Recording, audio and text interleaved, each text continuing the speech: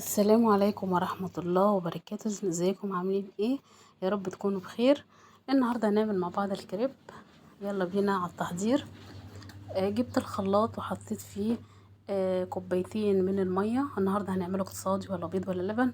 كوبايتين 3 كوبايات من المية ونص. عليهم حوالي كوبايتين من الدقيق و3/4 كوباية نشا ومعلقة كبيرة من الزيت، وكمان معلقة صغيرة من الملح ومعلقتين من السكر كبار. خلاص وبس هي دي المقادير. هنقلبه بعدين نضربه في الخلاط كده لحد طبعا ما يدوب.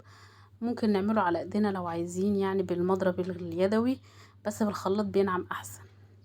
وبعد ما اضربه في الخلاط هقوم بقى ايه، جايبه المصفى ومنزلاه في بوله ومصفياه طبعا عشان لو في اي تكتلات او كده طبعا ما تنزلش في الخليط، عشان انا عايزاه يبقى ناعم وسلس. اهو شايفين شكله ناعم ازاي. جبت الطاسة، سخنتها كويس اوي، لازم تسخن، ودهنتها من الزيت. ضروري يا جماعة برضو انها تدهن بالزيت مهما تكون، انها ما بتلزقش.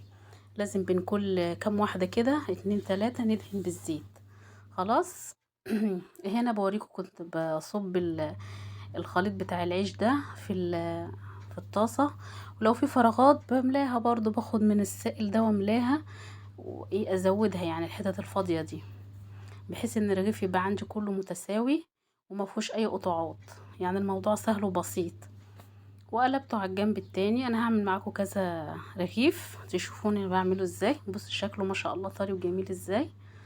ده ولا بيض ولا لبن ولا اي حاجة خالص، يعني مش مكلف بمعنى اصح. نقطة زيت كده اهو. طبعا لازم امسحها بالمنديل، الفرشة مش هتنفع في الوصفة دي. خلاص لازم المنديل. اهو بدلو اهو. اجيب كده عندي كنكة صغيرة لها بوزة، واصب، اخد من مثلا البولة واصب في الايه، في الطاسة زي ما انتوا شايفين كده، طاسة الكريب، واسوي على الجنبين. وزي ما قلت لكم لو في اي فراغات بحاول ان اخد من الخليط وايه اسدها. اهو شايفين، بس بنزل بنزلة كويسة من الخليط ده علشان تملى الصينية، عشان يعني اتجنب اي وجود فراغات او كده. اهو طبعا لما اول ما تاخد وش من تحت اقوم قلبه على طول على الوش التاني اهو لحد ما يستوي معايا. الناحية التانية ما بتاخدش وقت زي الاولى. طبعا بخلي النار عليه عالية او مايلة للعالية، بين الوسط وبين العالية. خلاص. آه زي ما انتوا شايفين هو بياخدش وقت كتير يعني.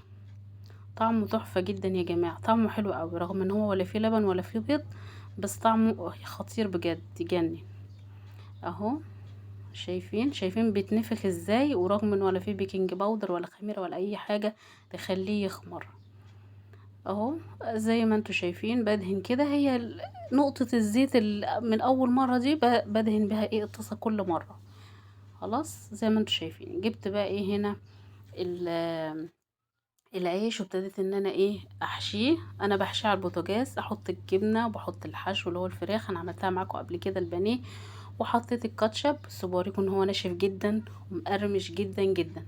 بس طولوا بالكم عليه وسيبوه على النار شويه، لا فتره كده لما يقرمش، وطوا عليه النار خالص لحد ما يستوي. بتني العيش كده زي ما انتم شايفين، بتنيه واحط الجبنه واحط الحشوه واحط الكاتشب. طبعا الحشوه دي اللي تعجبكم بقى حطوها، اي حشو عندكم حطوها، حتى لو فراخ بايته حتى لو لحمه بايته براحتكم. وادي الكاتشب، وبستنى عليه لما يقرمش خالص، وهو بياخد وقته شويه في السوا، يعني لما يقرمش على النار.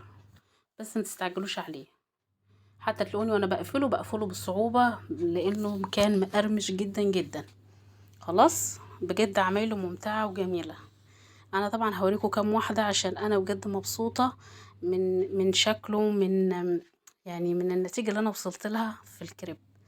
اهو شايفين بقفله بالعافيه ازاي. اهو سهل جدا جدا. لازم يكون معاكم اداتين زي كده، عشان لانه وانتوا ساعه القفل كده بتبقى الطاسه مطلعه سخونيه وبيبقى سخن جدا جدا، فعشان منع للايه انكم تتلسعوا او كده من النار. فخلي بالكم لازم يكون معاكم اداتين زي كده. اهو هنا برضو بقفله اهو من ناحيتين وارجع اقلبه على وشه. بياخد يا دوبك مفيش حاجات بسيطة كده جدا، وارجع اشيله. الموضوع ده بجد ممتع. يعني الاول الواحد كان بيخاف يعمل الكريب ده، لكن بصراحة ما شاء الله يعني من ساعة ما ابتديت ان انا اعمله وخدت على اعماله بقيت احب اعمله جدا. اهو اللقمة ناشفة جدا وطعمها حلو حلو يعني، من غير لبن ولا بيض ولا اي حاجة مكلفة. خلاص زي ما انتم شايفين اهو. ويا رب بقى ان شاء الله الوصفة تعجبكم، ما تنسوش اللايك والاشتراك في القناة، والسلام عليكم ورحمة الله.